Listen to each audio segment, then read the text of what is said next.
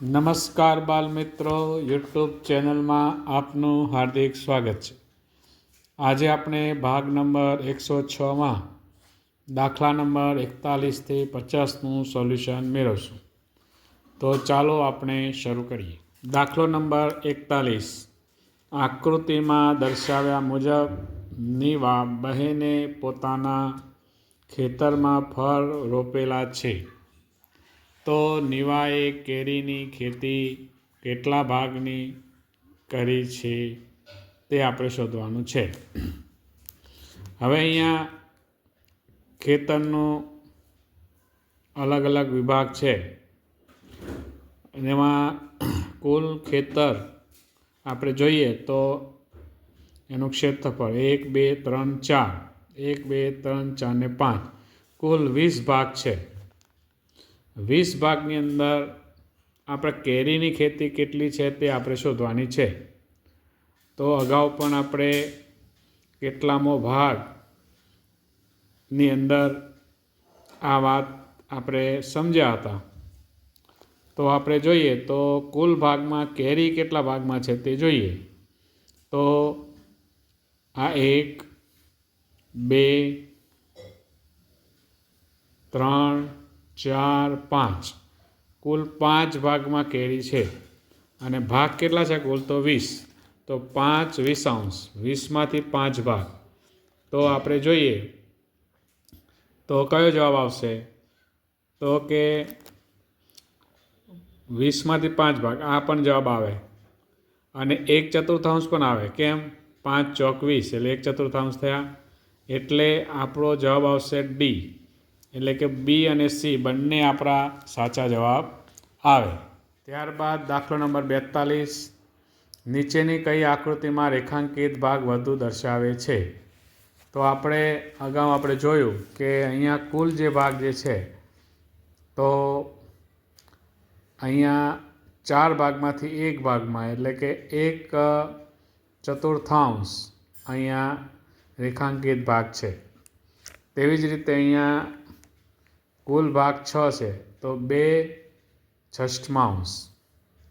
અહીંયા 2 ભાગ રેખાંકિત છે, કુલ 4 ભાગ 2/4.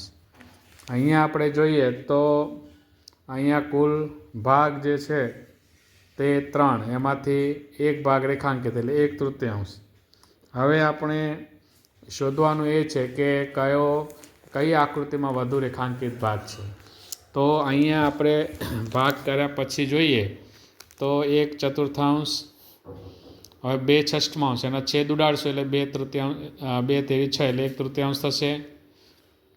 અહીંયા 2/4 એટલે એનો છેદ ઉડાડશું એટલે અડધો થશે.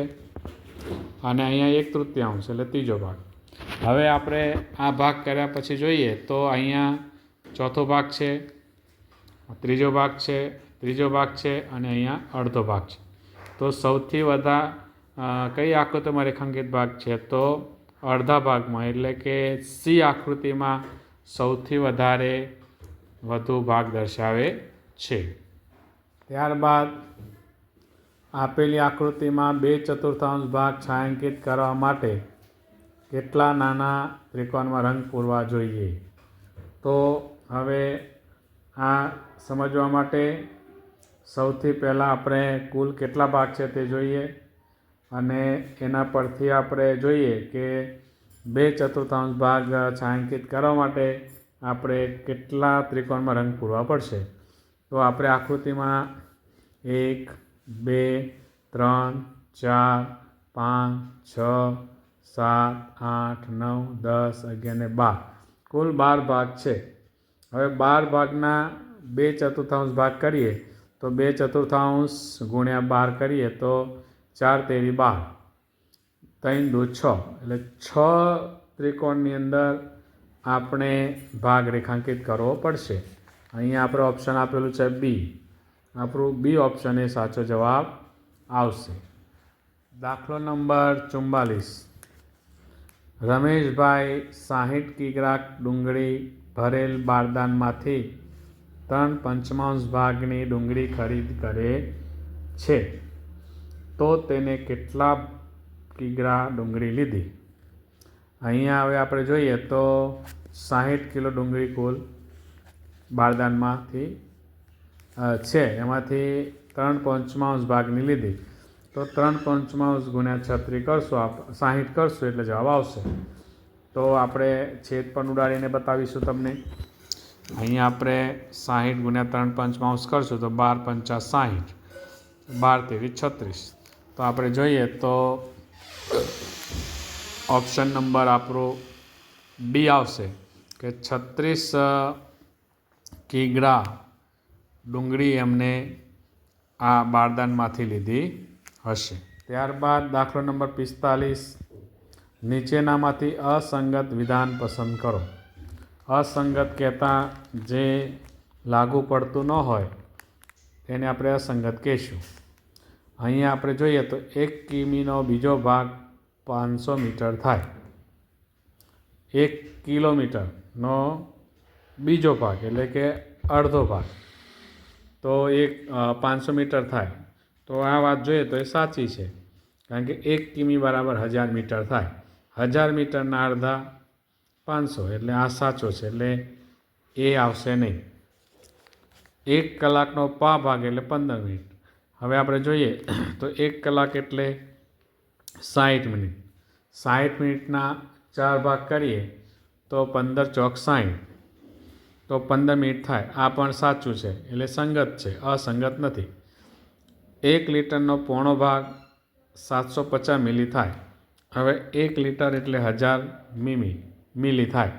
તો 1000 મિલીનો પોણો ભાગ કરીએ તો 750 મિલી, તે પણ સાચી વાત છે. તો ઉપરના 3 સંગત વાક્ય છે.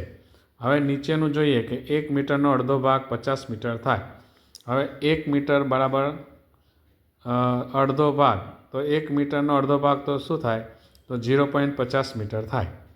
તો આ વિધાન જે છે તે અસંગત છે, એટલે આપણો ઓપ્શન નંબર ડી જે છે તે સાચો જવાબ આવશે. દાખલો નંબર 46, 1 મીટરનો પોણો ભાગ એટલે કેટલા સેમી? તો આપણે પા, અડધો, પોણો અને આખો એમાં આપણે અડધું અને પા પકડમાં શીખ્યા. તો 1 મીટર બરાબર 100 સેમી થાય. તો 100 સેન્ટીમીટરના આપણે 4 ભાગ કરીએ અને એમાંથી આપણે પોણો એટલે 3 ભાગ લઈએ તો 75 સેમી થાય. બરાબર, એકદમ સીધો સરળ જવાબ છે. તો અહીંયા આવશે ઓપ્શન નંબર સી, 75 એનો જવાબ આવશે. ત્યારબાદ દાખલો નંબર 47, એક વર્તુળના 4 સરખા ભાગ કર્યા બાદ દરેક ભાગના 2 સરખા ભાગ કર્યા હોય તો હવે દરેક ભાગ એ વર્તુળનો કેટલામો ભાગ બને? તો આપણે જોઈએ તો દરેક વર્તુળ જે છે એના 4 સરખા ભાગ કરીએ તો એમાંથી 2 સરખા ભાગ, તો હવે દરેક ભાગ વર્તુળનો કેટલામો ભાગ કહેવાશે? તો આપણે જોઈએ તો વર્તુળનો, તો આપણે જોઈએ તો 1/8 ભાગ થાય, કારણ કે 4 સરખા ભાગ કરીએ એના પાછા 2 સરખા ભાગ કરીએ તો કુલ 8 ભાગ થાય. એટલે એક વર્તુળના 8 ભાગ, એટલે આપણો જવાબ આવશે ડી. ત્યારબાદ દાખલો નંબર 48, નીચેનામાંથી 10,000 વત્તા 10,000નો પોણો ભાગ વત્તા 1,000ના અડધા ભાગથી બનતી સંખ્યા કઈ છે? તો આપણે સૌપ્રથમ જોઈએ તો 10,000, પહેલાં 10,000 આપણે લખીશું કે 10,000 વત્તા 10,000નો પોણો ભાગ. હવે પોણો ભાગ એટલે 75, 7,500 થયા. એટલે કે 10,000ના 3/4 એટલે પોણો ભાગ થયો. છેદ ઉડાડીએ તો 2500 ચોક 10,000 થાય, 2500 તેરી 75, આ પોણો ભાગ થયો. પછી કીધું છે વત્તા 1,000નો અડધો ભાગ, તો 1000ના અડધા કરીએ તો 500 થાય. તેથી હવે આપણે જોઈએ તો 10,000 વત્તા પોણો ભાગ વત્તા 1000નો અડધો ભાગ કરીએ તો 10,000, 7,500, 500 એનો સરવાળો કરીશું તો 18,000 થશે. એટલે આપણું ઓપ્શન નંબર સી જે છે 18,000 સંખ્યા બનતી સંખ્યા કઈ હશે? તો કે 18,000. ત્યારબાદ દાખલો નંબર 49, 80 સફરજન 12 બાળકોને સરખે ભાગે વહેંચતા દરેક બાળકને 5 સફરજન મળે છે, તો હવે કેટલા સફરજન બાકી રહે?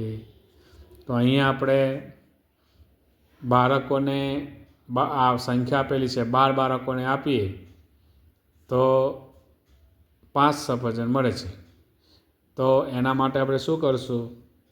તો એના માટે આપણે ભાગાકાર કરવો પડશે અને સૂત્ર મૂકીને પણ આપણે થઈ શકે કે એક બાળક તો 5 સફરજન, તો 12 બાળકને કેટલા? તો કે 60 સફરજન થાય. હવે 60 સફરજન જે છે તે કુલ અપાય છે. તો હવે બાકી રહેલા સફરજન બરાબર કુલ સફરજનમાંથી 60 સફરજન બાદ કરીએ તો આટલા એટલે કે 20 સફરજન બાકી રહે. આપણું ઓપ્શન નંબર ડી જે આપણો સાચો જવાબ આવશે.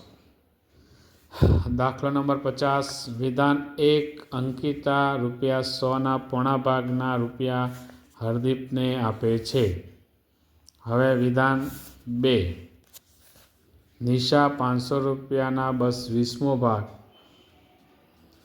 રૂપિયા જાનવીને આપે છે. તો નીચેનામાંથી કયું વિધાન સંગત છે? તો આપણે અહીંયા વિધાન સંગત એટલે સાચું કયું છે? તો ₹100ના પોણા ભાગના રૂપિયા હરદીપને આપે છે એટલે ₹75 થયા. બરાબર. તો બીજું વિધાન છે કે નિશા 500નો 20મો ભાગના રૂપિયા જાનવીને આપે છે. 500નો 20મો ભાગ આપણે જોઈએ તો કેટલો થાય? તો કે ₹25 થાય. હવે એના પરથી આપણે જોઈએ કે આમાંથી કયું વિકલ્પ સાચું છે? તો જાનવી કરતાં હરદીપને રૂપિયા વધારે મળે, આ સાચું છે? તો કે હા. અહીંયા આપણે સંગત શોધવાનું છે કે સાચું સંગત છે તો કે કયું વિધાન સાચું છે તે લખવાનું. બરાબર. તો હવે જાનવી કરતાં હરદીપને રૂપિયા વધારે મળે તો કે જુઓ અહીંયા ₹25, અહીંયા 75 એટલે જાનવી આપે છે એટલે જાનવી કરતાં હરદીપને રૂપિયા વધારે મળે છે, સાચી વાત છે. તો આ વિધાન સાચું છે. હરદીપને જાનવી કરતાં 3 ગણા રૂપિયા મળે તો બરાબર, પેલા 75 છે ને અહીંયા 25, તો 25 તેરી 75 થયા, તો એ પણ સાચું છે. પછી હરદીપને 75 અને જાનવીને 25 મળે છે, એ વિધાન પણ સાચું છે. તો હવે શું જવાબ આવશે? તો સીધી વાત છે કે 3 વિધાન સંગત છે એટલે ડી આપેલ તમામ જે છે તે આપણો જવાબ આવશે. તો બાલમિત્રો, આજે આપણે ભાગ નંબર 106માં દાખલા નંબર 41થી 50નું સોલ્યુશન મેળવ્યું. હવે પછી ભાગ નંબર 107માં દશાંશ અપૂર્ણાંકના દાખલાનું સોલ્યુશન મેળવશું. નમસ્કાર.